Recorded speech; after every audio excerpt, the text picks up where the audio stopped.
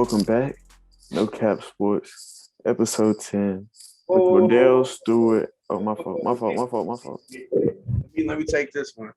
No, it's episode 10. I'm gonna give it in honor of Josh Crawford for his birthday. Oh, my Yeah, friend. you know what 10 represents? What's that? The amount of pounds he gained. The amount of plays he played this past season. That was cheese. I was joking. It was closer to 15 than 10, but it's okay. Appreciate y'all.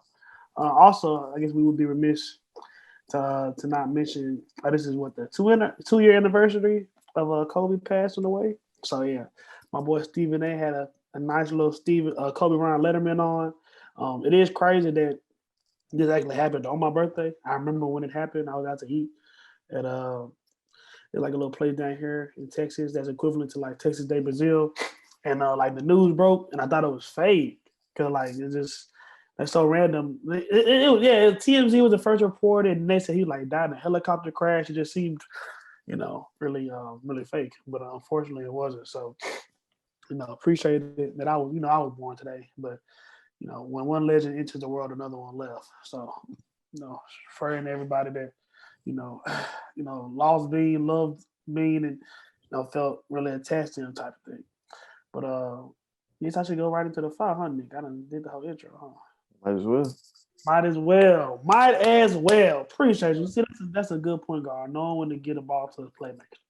So XXL, renowned hip hop magazine, I guess released with their 2021 award winners. It's March 2022, but nothing has happened in 2022 yet.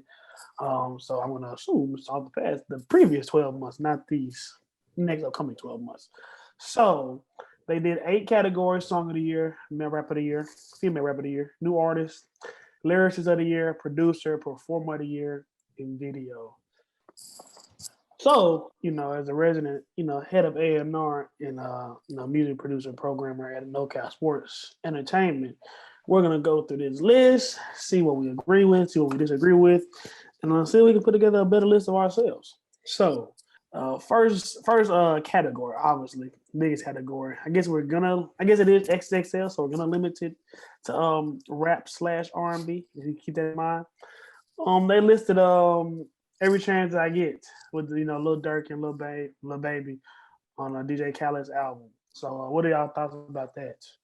I've never even heard of that song. Yes, you have. Really? I have heard of it, bro, but it's just like it's not a household name. Yes, it is. No, Literally it's two of the not. hardest artists this year. Okay, they some hard artists, but it's just like I heard that song a lot when it dropped. I can't even cap. That's what I'm But saying. you think it's a song of the year? Nah, I don't. Come What on, you think of the song of the year is, Nick? I just basically went off XSL list for this one because I'm not good with, you know what I'm saying, categorizing songs by year, all of that. So the best song on that list is Off the Grid. 5-year drop, maybe the hardest verse of 2021 on that song. I can't even cap to you. Sheesh. It's very respectable. Like you said, I didn't really like a lot of Kanye stuff on there on Donda, but that was definitely, like you said, I don't know if they do bar the verse of the year or feature of the year, but that would definitely be up there if they did. What'd you say, you Vance? I'm gonna go off the list too. It's either between Family Ties by Baby Keem and Kendrick, or What's Your Name by YoungBoy and Tyler the Creator. I thought What's Your Name was gonna hit number 1 on the charts. I really did. So I'm gonna go with that. I'm surprised it really did, just because he swept all the the BET Hip Hop Awards and stuff like that. So definitely a good year commercially for Tyler the Creator. Next category, we're gonna go with Male Rapper of the Year. I think XXL got this one right. Dominique Jones, Lil Baby, 4 Pockets Full all the way. I think he's the best rapper in the game right now. So I think XXL got this one right. What say you guys? I had to go off the list for this one. I got to go with his counterpart. I think Dirk had a bigger year than Baby in 2021. So I went with Dirk. Sheesh, that's a great pick, but I'm going to go with Kanye. But now that you say Dirk, it's like damn. I kind of want to change it. I'm gonna stay Kanye. I'm gonna pick Kanye. Okay, that was a good pick, Nick. I like Dirk. Female Rapper of the Year. This one should probably be a little bit tougher. Did any of you guys keep the original pick of Doja Cat? I didn't. No, I didn't. I was saying, what did you think, Nick? I went with Coyle Ray because if you think about it, that No More Parties went crazy. She had a nice little run in 2021, especially, with it being her first year out, really. So I went with Coyle Ray. That's a fact. And she was kind of shaking them pancakes on TikTok too. So pancakes, big pancake energy. But hey, shake what your mama gave you, even if she didn't give you that much. So that's a good pick. That's a good pick. I'm gonna actually go with Mulatto. You feel what I'm saying? I think that I like the ATL sound. Obviously we've been knowing her since she came up on Jermaine Dupri's TV show Rap Game or whatever. Dropped a crazy freestyle on LA Leakers. You feel what I'm saying? I want to lean Megan, but I think that Megan only put out one album this year. I don't think she put out an album, but she consistently drops good charting hits. So I would have went with Mulatto. What say you, Vance? I would give Mulatto most improved player. Because I know she went kind of crazy, but was she the best? She was up there. Like she's gotten a lot better. Like she's like a tier below the Nickies, the Megs, the Cardi B's. But I mean, it's just like I can't go against Meg Thee Stallion, bro. I think she remained on top, so I'm gonna keep her there. Very respectful answer. This is interesting. Best new artist of the year. XXL picked a guy that I literally never even heard of before. Over literally everybody else, like literally they picked the worst person on the list for me. I don't know how to say Blix. Is it either Blast or it's BLXST? I have no idea, bro. I'm gonna say Blast. Blast. Put them on blast for this horrendous pick. So, what are y'all thoughts? I just went with Pooh Shiesty. Kept it simple, built on the momentum he had kind of started in 2020 and had a nice run in 2021. So I went with Pooh Shiesty. I would probably agree with you on that one. I'm gonna go with Coyle Ray for all the reasons Nick Hayes said, but TikTok really helped carry her brand just as a whole. If TikTok never existed, she probably wouldn't be on this list. Flo Milli is actually my favorite rapper out of all of these. I ain't gonna lie to you, she be bumping. I'm keeping on Coyle Ray. Lyricist of the year. I have somebody that I know neither one of y'all picked. It's not on the list, but tell me who y'all got. Yeah, I picked Baby. For me, something I've been listening to a lot lately, something that I've always been a fan of from afar, is some of that Midwestern sound, specifically targeting Michigan, Rio de Young OG. So yeah, are y'all up on who that is? Yeah. What do you think about that, Nick? Actually, you saying that, my lyricist of the year is a white man by the name of Babytron. If you listen to that Ben Reaper tape, it's nothing but punchlines and punchlines and punchlines. He started off one song by saying, "Off-White, Haran Preston, looking like the dope man." It might take you a minute to get that bar, but it's a bar. Producer of the year, just so, because again, this is a category I didn't have that much knowledge about, but there were obviously some names that stood out. I had to go with Weezy. Like I said, Thug put out he put out two projects in 2021. Gunna just put out a project, and a lot of that YSL stuff is mainly produced by Weezy. And I've kind of relinquished closeted Young Thug fandom. What y'all think? What you think, Nick? When you think of producer of the year, I think it's somebody who gets outside their comfort zone, who experiments with different things. And for that reason, I got to give it to Tyler, the Creator. You listen to his album, you get your traditional rap, you get your more outskirts of rap. You just get a whole bunch of different flavors. And for that, I got to give producer of the year to Tyler, the Creator. And then he had, I think it was DJ Drama on there too. So nobody would have thought to put DJ Drama and Tyler, the Creator on the same project, but Tyler, the Creator. DJ Drama. I'm gonna go with Josh on this one. I'm gonna go with Weezy. When you hear Weezy out of here, that's Weezy. Weezy out of here. Like Josh said, Gunna just dropped the album on the tape. He said it himself. It's Young One and Young Weezy, man. It's shit too easy, bro. So I'm gonna go. Like D Wade and LeBron on the Heat. It was a pretty good year in 2021 for hip hop. Obviously, we lost a lot of people, but XXL didn't do a horrible job on their list. Some of the picks were definitely questionable. But I say a solid 6.5, 7 out of 10. So That's that for that 5. We're getting closer to the Super Bowl, and you can feel it in the air. So right now, conference championship weekend, we got 2 exciting games on the way. So we're going to start off. We're going to start off by talking about the Rams 49ers. And the big question around this game, can the 49ers win 3 games in a row versus the Rams? They're currently on a 6-game winning streak versus the Rams. They beat the Rams in week 10, 31-10. And then they came back in week 18, beat them 27-24, a game in which they came back from a 17-0 deficit.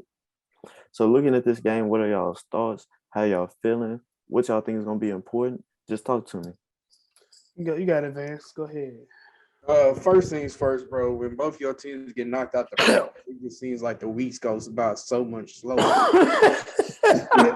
It really do, man. It's just like it's only Wednesday right now. It's only Wednesday, bro. It's hump day. It's just like, man, it feels like it's like Friday or Saturday or I mean, it's not Wednesday for everybody. It's locker room clean out day for some guys. Wow. When I say that, you'll get mad. But that's it need to be career clean out for Ryan Tannehill. Sorry. That's what it needs. Just looking at both of these teams, like you said, 49ers on a win streak. But I think the Rams are a team of destiny. For one reason, last season, the Super Bowl was in Tampa Bay. And who won the Super Bowl? Tampa Bay. That's the first time that's ever happened, though. I just want to throw that out there. Yeah, bro. So why not go back to back, bro? Make it a real thing that's going to start happening. So I'm thinking they're going to go 2 for 2. New stadium. Rams win the Super Bowl in SoFi. So I'm going to go with the Rams. But the main reason I have them beating the 49ers, who do have their number, is because I don't know how healthy Deebo Samuel is going to be. Like, he put his heart on the line, played his ass off against the Packers. And if you saw him at the very end of that game, he was in pretty bad shape. Like, he probably can come in and be 75%, 80%, but I think to beat the Rams, you need him at his very best. So I'm going to go with the Rams in a close game. Talking about Deebo's health, another key situation to watch in terms of health is going to be that of Trent Williams. They're starting left tackle, all-pro kind of guy. And if he's not able to go, it might be blood in the water for the Rams. We saw what happened in the Rams-Tampa Bay game with Tristan Wirfs out and how they made Brady, look kind of foolish, did all of that. But anyway, Trent Williams is going to be a big part of this game. Jimmy G was sacked 4 times versus Green Bay. Without Williams in the lineup, he got hit 7 times. And then the Rams, they absolutely abused worst backup versus the Bucks. And I think it might be hard for Jimmy G, especially you look at a D-line that has Von Miller, Aaron Donald, Leonard Floyd. This team is 3rd in sacks, 13th in QB hits, and Von Miller has a sack in 6 straight games. Trent Williams' health is going to be a big point of emphasis in this game. No, you're definitely right. You talk about, 2 of the 49ers' most key components going into the week, questionable at best. You feel what I'm saying? So, that's not the best sign at all. But, here's the thing. The 49ers have come in the playoffs and probably beat 2 of the more talented teams in the NFL. You talk about Dallas and you talk about Green Bay. But I just think that, this is a matchup that they're not amount of talent. Green Bay, not a lot of holes in that roster, obviously. I think they need to get better number 2s beside Devontae Adams. But outside of that, you don't really see a lot of holes on that team. Dallas, with Michael Parsons, Diggs, not a lot of holes in that team either as well, really.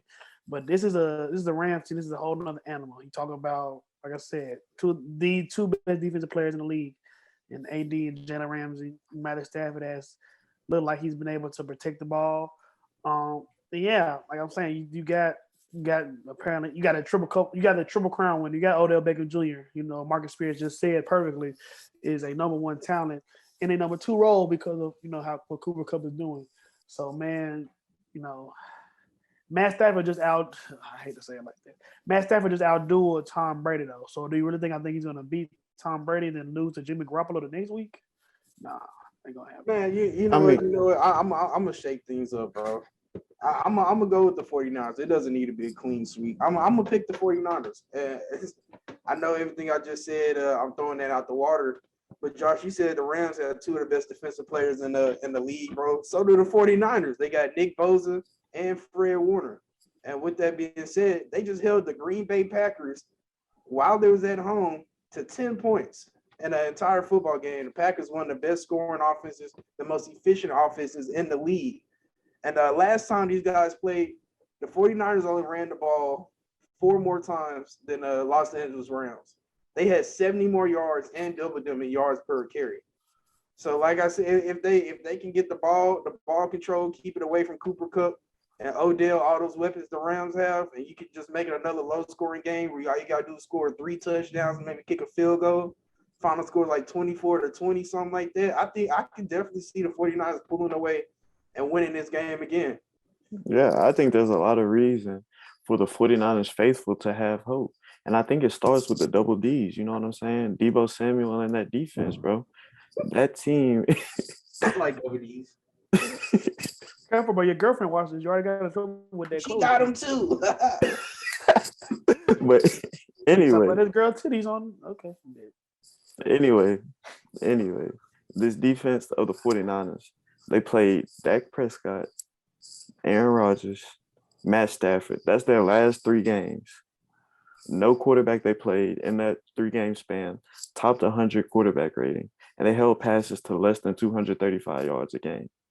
That's 3 of the top quarterbacks in the league, in all honesty. And then you look at this defense and what they've been able to do. And then you look at Deebo Samuel and what he's been able to do. 130-plus yards in both games versus the Rams.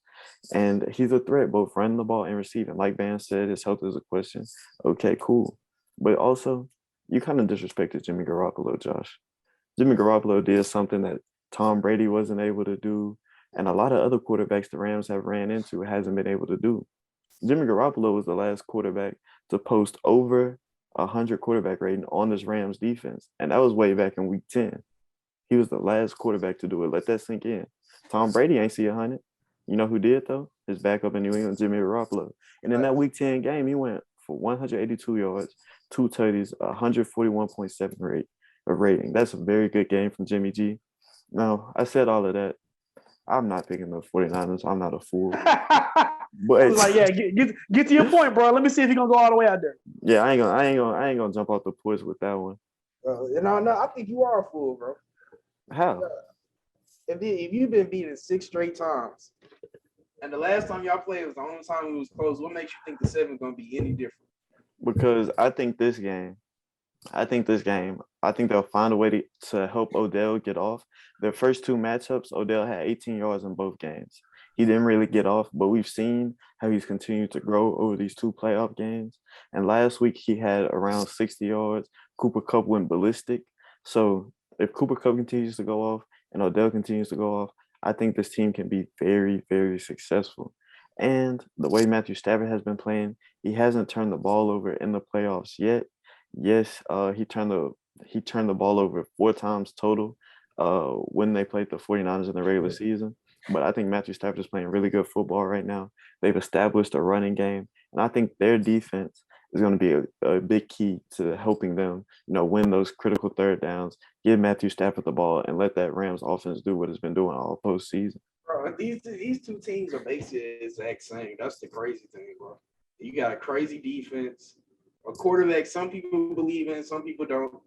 Great skill players and Brandon. So Deebo Samuel, Brandon Ayuk against my fantasy team says Brandon Ayuk is not an above average skill player. Your fantasy team? Yes. He's not getting the touches that he needs. Okay, I mean, you still got who's better, George Kittle or Tyler Higbee? Who would you rather have? I didn't get. I mean, there's a blueprint for San Francisco to win this game. Like, they're in this spot for a reason. They have talent, like you said. Fred Warner is, probably looking like the best, best stand-up linebacker in football right now. Like you said, George Kittle. Jimmy Ward is a reliable guy back there for them. Who is their number 1 corner though? That's my Josh Norman. Drake Greenlaw plays linebacker. Josh Norman. That is true. I mean Mosley. My bad. I don't know. So yeah, I don't. You feel me? I just don't know if they're gonna have the secondary to run with the Rams per se. Like I said, I don't know about Mosley or Kilo Witherspoon or whoever. They just played 3 weeks ago, bro. What are you talking about? What do you mean? They just played 3 weeks ago. Okay, Trent Williams and Deebo Samuel wasn't hurt 3 weeks ago either. So I'm just like what are you saying, bro? But I mean, Trent Williams is gonna play. Talking Even about if he plays though, if he's not 100%, you're gonna get, he's gonna be at 70%. And then Debo Samuel 70% again. What is his injury? Do you give? I don't know, Vance. Watch NFL Network, bro. Bro, what is his injury? I mean, I didn't know he was hurt. Let Daniel Jeremiah tell you, bro. We just know that he's questionable going into the game. Bro, he's gonna play. I don't care what nobody say. Okay, but the fact that they're bringing it up still means he's not gonna be 100%. Debo Samuel is not gonna be 100%. We know offensive line is not a position where you sub in and out. Trent Williams, if he plays, he's gonna be at left tackle the whole game. How much do you like Trent Williams at 65% at left tackle the whole game versus whoever the backup is? That's your a lot more better. Okay. And you can have George Kittle in there, to help out if need be. Chip Vaughn is on his route. Debo Samuel has been, the anchor for this 49 rushing game. Do you give him 20 carries or 19 carries like they did last game if he's not going to be 100%? Last time they played against the Rams, they gave Elijah Mitchell 20 plus carries. Yeah, okay, man, that's true. fine. If you think Elijah Mitchell going to lead the 49ers to the Super Bowl, be my guest. I mean, Raheem Mostert did it. That's what I'm saying. That O-line is solid. You got Alex Mack, one of the best centers for the past 10 years in the NFL. Trent Williams. Don't jump off the porch and try to convince us. I mean, the 49ers, yes, a good team, but I think the Rams are going to be better. I just said. Might be. It's going to be a good game. I think the Bucks are better than the 49ers, and the Rams just beat them. So the Bucks are not better than the 49ers. If they had Antonio Brown, they would have been better than the 49ers. Crazy. Whatever. Shifting over to the AFC, we got a primetime matchup between the Bengals and the Chiefs at Arrowhead. Now, for the Bengals, this game is historic. It's their first AFC championship since 1988. Almost 40 years, bro. And of course, the Bengals won their first matchup in Week 17, beat the Chiefs 34-31, a game in which Joe Burrow and Jamar Chase shined. Burrow threw for over 440 yards with 4 tutties. Jamar Chase had more than half of those yards with 266 and 3 tutties himself. He had himself a day. So, looking at this game, what y'all thinking? Vance, I'm going to let you go first since the Bengals just came and, who dayed all in Nashville. I'm going to get them started. No. You know what? I'm going to start this off. Make sure you bleep this. Fuck Eli Apple. Bro, the Titans played well enough to win that game. 20. All that stuff that happened in that game, you got all that animosity towards Eli Apple. Yeah, have you not seen him going ham on Twitter? Oh no, I did. Yeah. Man, look up Eli Apple on Twitter after this, bro. Yeah, you'll see everything you need to know. Man was talking crazy about New Orleans. Like he's doing something. Like Eli Apple is the dude that his group got an A and he did nothing, bro. He just showed up. And he had a good PBU. Don't do that. Good for him, bro. But it's just like, why you talking so spicy, bro? Be happy for your team. Like, why you hating? The Saints didn't want you. Who else he played for? The Giants. Yeah, they didn't. The Giants don't want you. The New York Giants don't want you. I mean, he in the AFC Championship, and Derrick Henry not, Ryan Tannehill not. When they draft his replacement, it's gonna be cool. But with that being said, Bengals, they played a better game. They didn't mess up. Ryan Tannehill is horrible, bro. And Aaron Rodgers, if you listening to this, bro, the Titans, we want you here in Nashville. We will get you a Super Bowl, the Super Bowl that you need. We'll trade you Tannehill in the first, bro, for you, Aaron Rodgers. I'm telling you. But regardless of the Chiefs, they lost to these guys 3 weeks ago, 4 weeks ago. It doesn't matter. A month ago, it doesn't matter, but they're not losing again. They're on a revenge tour. They got the revenge against Buffalo. Now they're about to take on the Cincinnati Bengals. The Chiefs defense, they saw the blueprint. They're about to smack Joe Burrow. I told you guys the Titans is going to knock. I said they were just going to knock him down 10 times. They damn near sacked him 10 times. With that being said, Chris Jones is going to put him on his back. Frank Clark, he's coming for his neck. Jerry Reed's going crazy. The only thing is, bro, Jamar Chase might be doing them corners dirty again for the Chiefs. That's the only hope they have. But it did happen the first time. Can it happen the second time? It's very possible, bro. After what I saw what Gabriel Davis did to that poor little corner, what was his name? Mike Hughes. Yeah, RIP Mike Hughes, bro, because he got murdered on. That was the nastiest non-winning, game-winning Nah, facts. That game with Davis, touchdown route I've ever seen in my life, bro. The game was on the line and he hit with the heen. Like, come on, man. Mike Hughes was laying face down when he caught the ball, bro. nah, facts. It like got shot. I am a pillow princess, bro. But regardless, it all is good on paper. It happened a month ago. Give me the Chiefs by 6. Man, that's the thing. You know, yes, it's hard to beat a team twice, especially a team that's getting Kansas City twice. But man, it's just I don't know. There's just something about this Bengals team that I'm really latching on to. I'm not gonna lie. Like you said, the thing that Kansas City has struggled with all year, the Bengals excel with is beating man coverage, getting behind secondaries, supposed secondaries. Joe Burrow, dotting up, man zone, whatever you want to run, he seems to be pretty accurate at diagnosing and getting the ball to his playmakers. So that's just kind of like a similar matchup we had last week with you and the Titans, man. Kansas City has all these pass rushers: Chris Jones, Melvin Ingram, Frank Clark. How quickly and how often can they get to Joe Burrow? But shit, we literally just saw that Joe Burrow can get sacked 9 times, still win the game. With the Kansas City, can they get 9 sacks? And apparently 9 sacks doesn't even guarantee them winning the game. I mean, Pat Mahomes not going to throw 3 interceptions. That's true. That's also true. I mean, he can. He was doing it a lot earlier in the season. He might not give you 3. This isn't earlier in the season, Josh. It's the playoffs. I mean, he might not give you 3, but he may give you 1. And I think that Cincinnati can probably put up more than 19 points.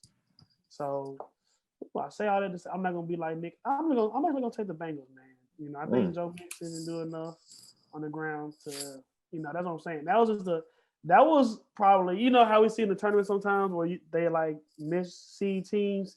You get like a really good game that should be like in like the Final Four and like the Sweet 16 and round of 32. That's how I just felt about this Kansas City game. I mean, obviously it was the AFC Championship game, 2 years in a row. So, the fact that we got it and went to the divisional round, epic game, one of the best, probably the best football game I've ever seen.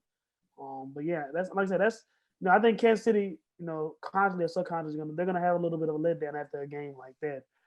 Cincinnati is not the team, especially right now, for you to be having a letdown on. I just don't see how you can see the Bengals have a better chance of beating the Chiefs than the 49ers do of beating the Rams. I think the Bengals are better than the 49ers. That's easy. Wow. Okay. I mean, the Bengals got some talent. The Bengals they might not be that much. I mean, I think the Bengals are playing better right now. They're healthier. And I don't know. I mean, yeah, okay. The Bengals they have a comparable running game. Joe Mixon, I'm saying top 5 in the league in rush yards, but there's no way that the Bengals can replicate the 49ers' best strength, which is their running game.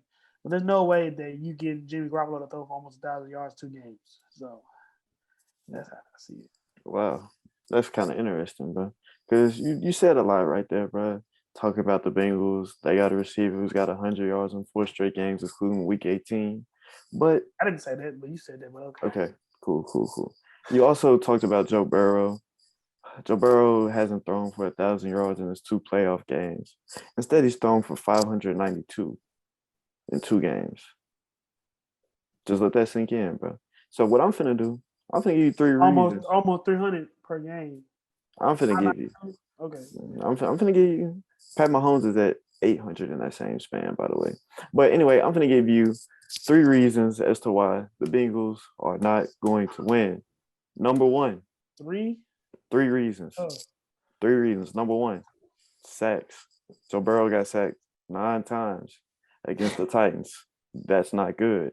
The Bengals are also 2-4 when they allow 5+ sacks. First of all, it's crazy that you got 6 games where you've allowed 5+ sacks. That's facts. So I'm just saying, this Chiefs team has one of the highest pressure rates this season. They have 4 sacks, 10 quarterback hits versus the Bengals in Week 17. Of course, I think they're going to be able to get to the quarterback yet again. Number 2, the Bengals aren't scoring touchdowns. In 2 games in the playoffs, they have 4 total touchdowns to show for it. The math is off there, bro. You look at this, and it's not good, bro. When your field goal kicker has more points than your offense does, you got to ask some questions about what's really going on. So but they got a dog field goal kicker though. My boy McPherson. it doesn't matter. Think about it. You scoring 3, the Chiefs scoring 7. It's not good. They're not gonna score. Well, they might, but they're not gonna Uh, score 7 every time down the field. Josh, be That's real. like 45 Josh, points, bro. Josh, Kansas City not gonna score 45. They didn't score 45 last game. Josh, They scored 31. That's not close to 45. They scored touchdowns. They scored 42. 42. They have 42 at the end. Damn, that's with 6 overtime. times. But I'm just saying, bro.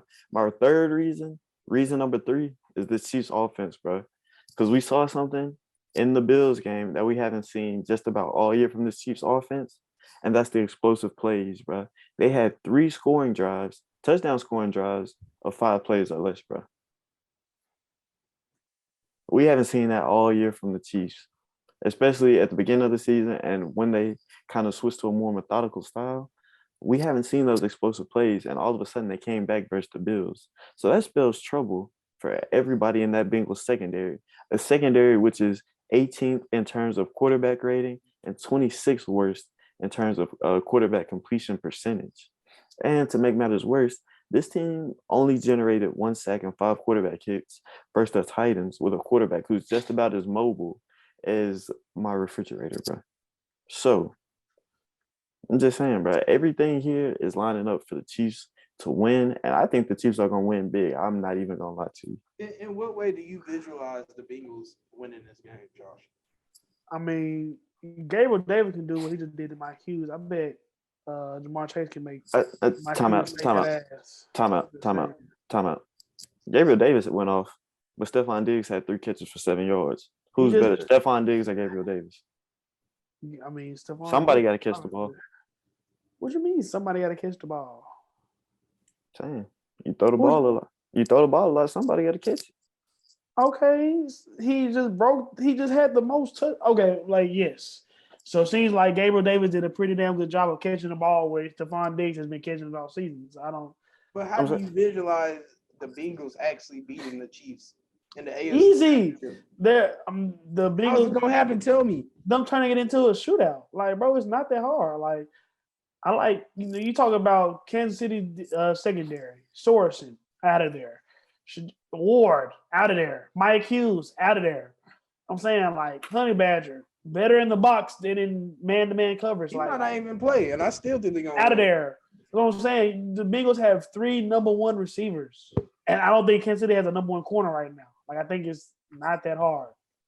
Like you know what I'm saying? Like I think that I would go out there to say that right now I would take the Bengals defense over Kansas City defense. Trey Henderson, all the guys that they're doing up front, Jesse Bates. They don't have they got line is dog water, bro.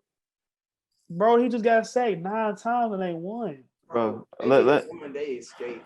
Tannehill lost the game. They didn't win the game. Tannehill lost the game. I don't think Kansas City's gonna get 9 sacks. I don't think they're not gonna do that. I think Kansas City's gonna score more than 16 points. Let me actually, bro, let me say something real quick. In 2 playoff games, the Bengals have 45 points. In 2 playoff games, the Chiefs have 84 points. Like, come on, bro. Bro, that's all fine. Then all those statistics sound good. Hey, hold on. I'm not done yet. The Bills were the number 1 ranked defense in the NFL. Yeah. And the Chiefs just put 42 points on them. The number 1 ranked defense. 14 in 2 minutes, matter of fact. Exactly.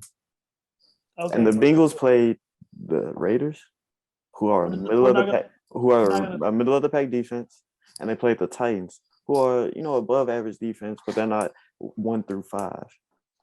I mean, the Chiefs just went up against the number 1 defense and put up 42 points. And you don't think they're going to replicate that against the Bengals? You done lost your mind.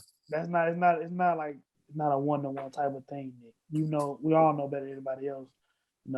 Different game plan, different schemes. There's not, you don't just take what you did against Buffalo and apply it to Cincinnati. I mean, they did it against another top 10 defense in Pittsburgh in the wild card round. Again, smacked them. Again, you do not just take the same game plan that you had last game and replicate it for the next game. You don't understand, bro.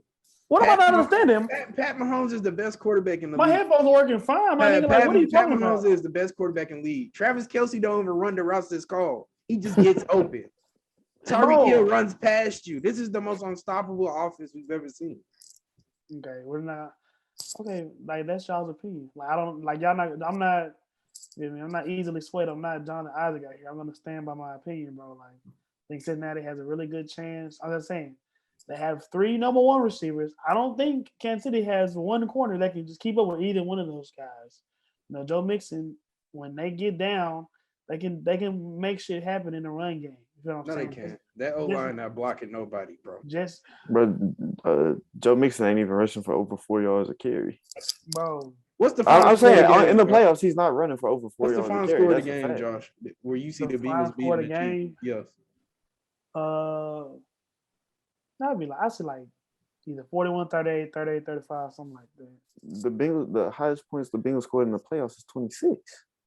Bro, like I'm not understanding, bro. You giving me great information. 41-23, bro. Here's the thing.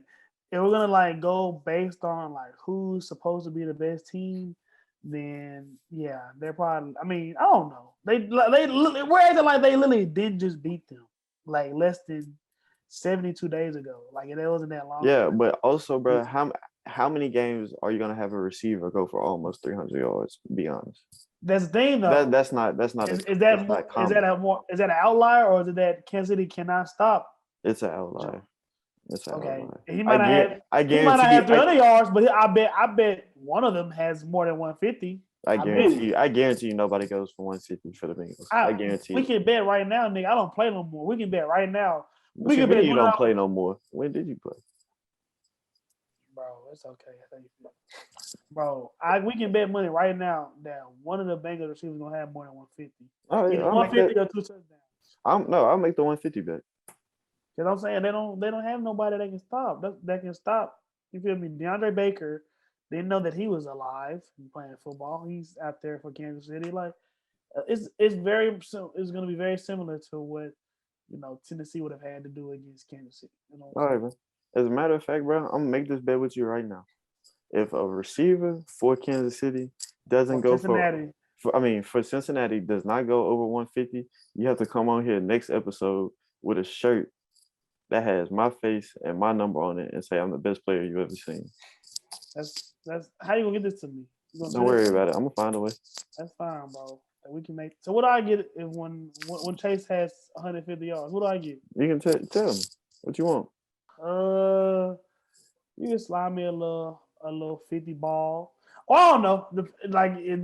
Either you can slide me a little 50 ball, or I might do the thing that you do and make you wear my jersey or wear my name, a shirt with my name on something.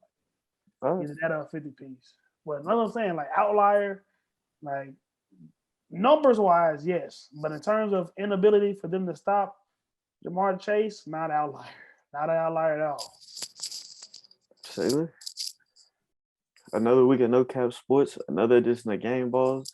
Got to give mine to Gabriel Davis. 8 receptions, 201 yards, 4 touchdowns, 25 yards per catch, most receiving touchdowns in a playoff game. And he broke Jerry Rice's record, so I'm glad Jerry Rice is out the record books. Yikes. He had an L, too. Well, I'm going to tell you who didn't have an L. I'm going to go a different route. I'm going to give 2 game balls out. One is to Ayoka Lee out of Kansas State. 61 points and 12 rebounds versus Oklahoma. Most points ever in an NCAA Division I basketball game. And then my second game ball goes to Caitlin Clark out of Iowa. She had a career high 44 points against Evansville on January 2nd. And this past week, she was the first player in men's or women's NCAA history to have back-to-back 30-point triple-doubles. She had 31, 10, and 10 versus Nebraska and 35, 13, and 11 versus Minnesota. Sheesh. That's tough. I see you, Vance. Trying to get on some of this CBB action over here. You feel what I'm saying? As your local resident college basketball expert, I'm definitely gonna, keep pushing this point until we talk about it on the show. But until then, I'm gonna just use my little game ball time to push that agenda. So for this week's Josh's Guwaps Go Getters series coming soon, Oscar Sheway, or I like to call him Oscar Tesheway, because there's no reason you have to have that big ass T in your name. That's sound. So yeah, I think we're especially as Memphis area, Memphis enthusiasts, they were all pretty accustomed to seeing John Calipari with a certain type of prospect, a certain group of prospects in order for him to have a real successful team. Talking about, Derrick Rose, Tyreek Evans, John Wall, DeMarcus Cousins, big time talented one and done caliber, NBA All-Star level guys. But recently he hasn't really been constructing his roster in this way. You look at his roster this year, their best player is a senior, Davion Mintz. Obi Toppin's brother is giving him some good minutes too as a transfer from Dayton. Kalen Grady, a transfer from Davidson, another grad transfer, is really giving him some good minutes. This is a Kentucky team that's hovering around the top 10, but looks very much different than what you would expect a Kentucky team hovering around the top 10 looks like. But the hustling and bustling engine to this Kentucky team is Oscar Tshiebwe.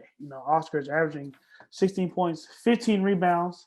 That's insane to get 15 rebounds and average 15 rebounds in one game. That's ridiculous. He just had 21 and 22 against, hometown hero DJ Jeffries in Mississippi State. Quick sidebar, DJ Jeffries originally committed to Kentucky out of high school, and the game that they just played, Mississippi State played Kentucky, that was the first time he ever played a Rupp Arena. So, paradoxical world, think about that. He already has 20 rebound games this season. That's the most for a Power 5 conference player since 1997, or tied for the most with Tim Duncan and Blake Griffin. And conference play just started. So, yeah, this is a guy, like I said, literally Kentucky's best offense at this point. Like Ty Washington, Cool, Severe Wheeler, those are really, really nice pieces. But Kentucky's most consistent offense right now is to throw it up and let Big T go get it. Or should I call him Big S because you don't pronounce the T, whatever. But, that's like, in the era, especially, last week I talked about Jabari Smith, Chet Holmgren, Paulo Banchero. Everybody's looking for the best prospect, who has the best long-term potential, who is who can I build a franchise around? Who's going to be the next? Who's going to be the best in 5 years? Things like that. Just slow up a little bit. Take some time to appreciate really good basketball being played. Oscar Tshiebwe is playing some really good basketball, and kind of doing it in a lost art form per se. And just I'll put it to you like this: my guy, I don't know, for Doss, I'm Qua. I think I'm gonna say something so racist. Oh my God, I'm so disappointed in myself. WAC player of the year. He averaged 14 and a half rebounds last year. He ended the season with 330. Oscar Tshiebwe has 303 rebounds already right now, like probably like halfway through the season. So this is, that's somebody that's, dominating, and he doesn't have a complimentary all-star NBA game at all. He doesn't really shoot the ball outside of 14 feet. Not very mobile, not very agile side to side. He's a good rim protector, but he's only 6'9". He's not going to be able to protect the rim in the NBA the same way he does in college. But, man, he is doing something that, he has one translatable in the NFL, NBA skill, and that's rebounding. He's a really good lob target around the rim. He's playing himself into the first round. Steven Adams, Ivan Zubac. These are kind of, guys he could probably model himself after. And really? yes, very much so. Kenneth Reed. That's what I'm saying. Although I don't know if that's the best comparison right now, considering I don't know where Kenneth Reed is at. But especially with all the diluted NBA, I feel like Kenneth Reed, somebody could leave you some energy and rebounding off the dick. He on the Nuggets G League team. G League. It's crazy. Hey, when he first came to the league, he was the truth, bro. He was, fact. I don't think Oscar Tshiebwe is the athlete that Kenneth Reed looks like. Kenneth Reed was getting up and down the court, like slamming. I think he went to Morehead State. But yeah, they very similar in terms of their intensity on the glass. So yeah, Oscar Tshiebwe, like what I'm saying, this college basketball series, most of these guys I think are going to be National Player of the Year candidates, and we went through it. Jabari Smith, Jaden Ivey, Johnny Davis last week, Oscar Tshiebwe, all of those guys are right there propelling their teams to pretty, top 15, top 20 early season starts. With that wraps this week's episode up. And so, as always, we out of here. We out of here. You feel what I'm saying? Bye, gone, finito. by Deuce Deuce.